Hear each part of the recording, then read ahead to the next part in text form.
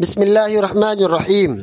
قوم سمود کو حضرت صالح علیہ السلام کی دعوت۔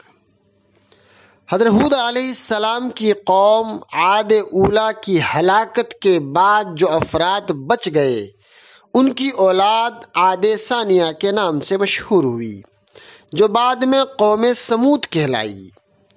موجودہ زمانے میں مدینہ اور تبوک کے درمیان ایک بستی ہے جسے مدائن صالح کہا جاتا ہے۔ یہی جگہ قوم سمود کا صدر مقام تھا۔ یہ قوم پہاڑوں کو تراش کر مکانات بنانے میں بڑی ماہر تھی۔ یہ بھی قوم عاد کی طرح بت پرست قوم تھی۔ شان اور شوکت، غرور، فخر، گھمنڈ، بڑائی کی بیماری اس قوم کے اندر بھی عام تھی۔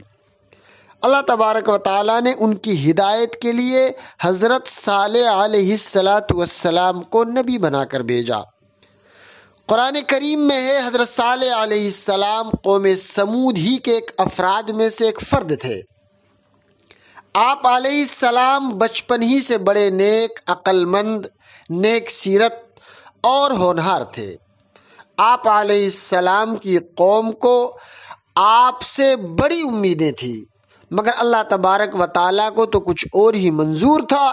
اللہ تعالیٰ نے اپنی قوم کی رہنمائی کے لیے آپ علیہ السلام کو نبی بنا کر بھیجا۔